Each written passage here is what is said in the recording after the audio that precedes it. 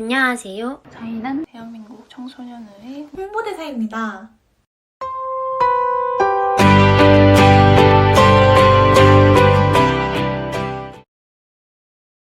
1번 질문입니다. 학교별로 미팅할 때 명문대는 정말 명문대끼리 미팅을 하나요? 객관적으로 알려주세요. 사실 저는 미팅을 선호하는 편이 아니어서 미팅에 대한 경험이 아예 없는데요.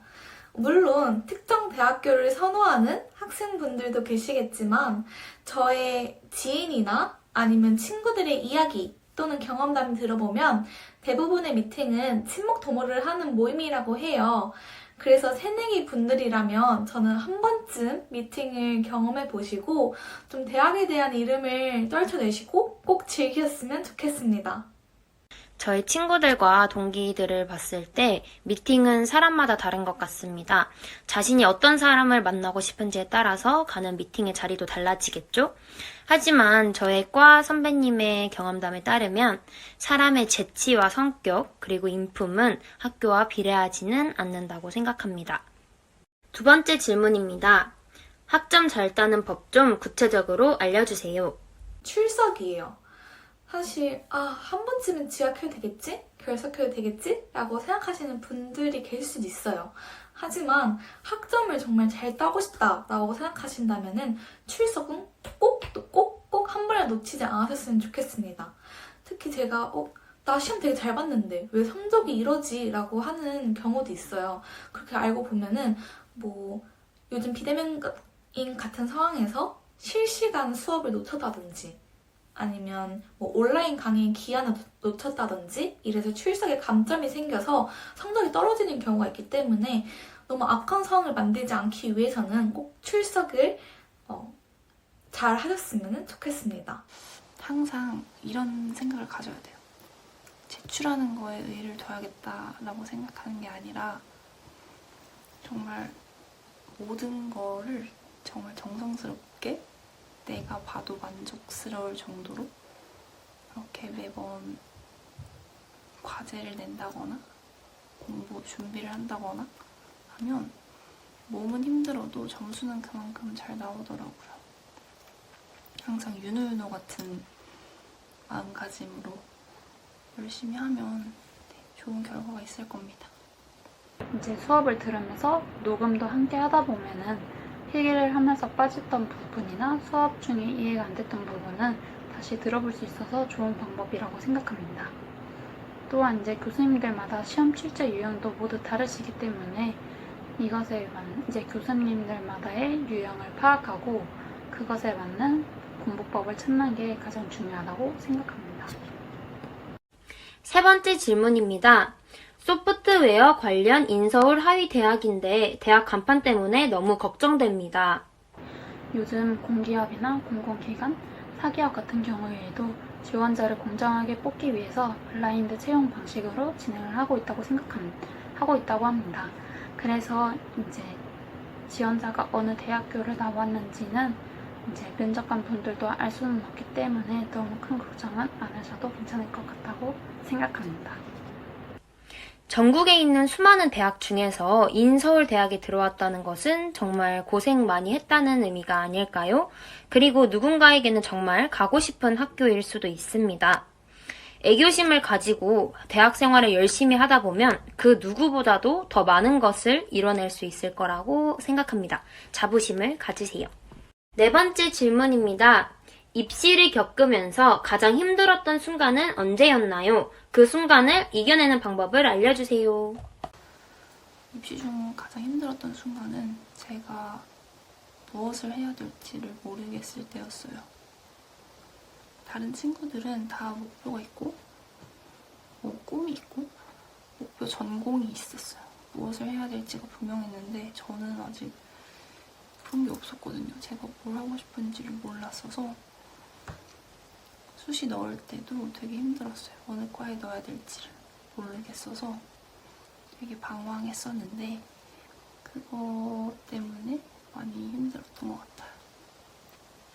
어떻게 극복했냐면 사실 그나마 그래도 조금이나마 내가 좀 흥미가 있는 게 뭘까 생각을 해봤고, 그리고 학과별로 전공이 어떤 전공이 있는지를 다 찾아보고 다 엄청 검색을 해보고 또 입시 설명회 같은 데도 가보고 해서 다 찾아봤어요. 책자를 다 학교별로 가져와서 다 찾아봤는데 그나마 내가 예전에라도 좀 좋아했던, 관심이 있던 그런 전공을 찾은 거죠. 저는 고등학교 3학년 때까지 정말 열심히 달렸었는데요. 고등학교 3학년 때 안 좋은 일이 저에게 닥치게 되고 저는 번아웃이 왔었습니다. 모든 것을 내려놓게 되었는데요. 그때 제가 이겨낼 수 있었던 방법은 믿음이었던 것 같습니다. 저의 가족들을 믿고 제 친구들을 믿고 그리고 제 주변 사람들을 믿으면서 그렇게 저는 다시 일상으로 돌아가서 다시 공부를 하고 원하는 대학에 가기 위해서 노력할 수 있었던 것 같습니다. 5번째 질문입니다. 안녕하세요. 전 정치외교학과 진학을 목표로 두고 있는 예비 중학교 2학년입니다. 부끄럽지만 서울대학교 정치외교학부에서 한국 정치사상을 꼭 공부하고 싶은 세부적인 꿈을 가지고 있습니다. 이를 위해 정치학 관련 책들도 열심히 찾아보고 있고 국제고등학교라는 특목고를 준비하고 있기도 한데 정작 생활기록부를 비롯한 사항들에 관련해서는 어떠한 준비들을 해야 하는지 모르겠습니다. 정치외교학과 진학을 위해 중학교 때에는 어떠한 사항들을 준비해야 하는지, 또 고등학교에 올라간 이후에는 생활기록부에 어떠한 사항들이 들어갈 수 있도록 해야 유리한지 궁금합니다. 우선 예비 중학교 2학년이 이렇게 세부적인 꿈을 갖고 있다는 사실 자체가 너무 대단한 것 같습니다. 저는 중학교는 진로의 폭을 넓히고 그리고 진로가 언제 바뀔지 모르는 시기라고 생각하기 때문에 좀 더 다양한 책을 읽고 다양한 공부를 하는 것이 중요하다고 생각하고 또한 영어와 같은 그러한 언어를 공부하는 것이 중요하다고 생각합니다. 그리고 고등학교에 진학한 이후에는 저는 정치외교학과에 다니는 사람으로서 첫 번째는 신문을 읽는 것을 추천해 드립니다. 저희 학교는 신문 읽기 활동이 있었는데요. 신문을 계속 읽으면서 시사를 계속 알아가는 것이 중요하다고 생각합니다. 그리고 두 번째는 정치와 관련된 그러한 활동과 체험을 그냥 일반 학교 생활에서는 하기 어렵다고 생각을 합니다. 그렇기 때문에 정치와 관련된 동아리에 들어갔었고 그로써 정치와 관련된 활동을 할 수 있었습니다. 이 외에도 대한민국 청소년의회와 같은 외부 활동을 하면서 정치를 계속 체험해보는 것은 어떨까 생각이 듭니다. 6번째 질문입니다. 생활기록부 내용 중 입시에 메리트가 된 활동이 있다면 어떤 것이 있을까요? 실제로 저는 이제 현재 사회복지학과에 재학 중인데 고등학교 사회문화 시간에 1인 가구 문제에 대해서 배우고 조사해본 경험이 이제 실제로 이제 생활기록부에도 적혀 있었고 이것을 이제 현재 전공과도 관련이 있어서 자기소개서 이제 소재로도 녹여 쓸 수 있던 것 같습니다. 저는 생활기록부 내용 중 토론이 가장 큰 메리트가 되었다고 생각합니다. 저는 매년 토론대회에 참여하였고 토론대회에서 우승함으로써 왕중왕전 토론대회에 참가할 수 있었습니다. 그리고 운이 좋게도 왕중왕전 토론대회에서 우승함으로써 전국 토론대회에 참여할 수 있었고 전국 토론대회에서 은상을 수상하였습니다. 이 모든 과정들이 저의 생활기록부 수상기록에서 보여줄 수 있었고 저는 이를 생활기록부뿐만 아니라 자기소개서 1번에 그 과정과 노력을 자세하게 풀었을 수 있었습니다. 토론은 자신의 주장을 하고 누군가를 설득하는 활동입니다. 토론 활동을 통해 그리고 수상 기록을 통해서 제가 누군가를 설득하고 저의 주장을 잘할 수 있다는 점을 어필하는 것은 큰 메리트가 될 수 있지 않았을까요? 제가 대학교 입학하고 나서 내가 이 대학교, 이 전공에 내가 원하는 곳에 입학할 수 있었던 가장 큰 이유를 깨닫게 되었어요. 그게 뭐였냐면요. 제가 우연히 새내기 때 교수님이 하시는 말씀을 들은 적이 있어요. 그 말이 뭐였냐면 교수님께서 같은 전공을 지원 학생들을 보면은 거의 다 학교에서 하는 교내 활동도 비슷하고 면접에서 말하는 내용도 다 비슷하다고 하더라고요. 근데 교수님께서 유독 중요하게 생각을 하시고 놀랍다고 교수님도 생각하시는 부분이 뭐냐면은 사회복지에서 봉사활동이라고 하시더라고요. 그래서 그때 제가 딱 떠오른 게 제가 1학년 때부터 3학년 때까지 거의 매주 정기적으로 요양원에 가서 봉사활동을 했어요. 그래서 저희 봉사 시간은 3년간 약 300시간 정도 했었는데요. 그래서 봉사활동이 단순히 봉사를 했다는 그런 마음가짐을 보여줄 뿐만 아니라 이 학생이 한 곳에서 집중적으로 봉사를 할 수 있었다는 그 꾸준함 그리고 성실함을 보여줄 수 있는 그런 좋은 부분이라고 생각이 들었기도 하고 교수님도 되게 그런 학생들을 볼 때마다 놀랍고 참 대견하다고 생각이 들었기 때문에 중요하다고 생각을 하시는 말씀을 듣고 봉사가 물론 다른 저희 활동들도 많이 도움이 되었지만 봉사가 저희 입시에 큰 도움이 되었구나 라는 생각을 많이 할 수 있었습니다. 7번째 질문입니다. 혹시 대학 입시에 추천하는 전형이 있나요? 논술, 수시, 정시 등의 장단점을 알려주세요. 근데 이 부분에 대해서는 제가 정확하게 말씀을 드릴 수 없는 게 각자 학생들마다 자신의 성적 또는 생활기록부 내용이라든지 학교 교내 활동이 다 다르기 때문에 제가 딱 이 하나의 전형만 추천드려요 라고 말씀을 드릴 수 없어서 제가 어떠한 학생분들이 어떠한 전형을 선택을 주로 하시는지에 대해 간단하게 좀 정리해서 말씀드리려고 해요.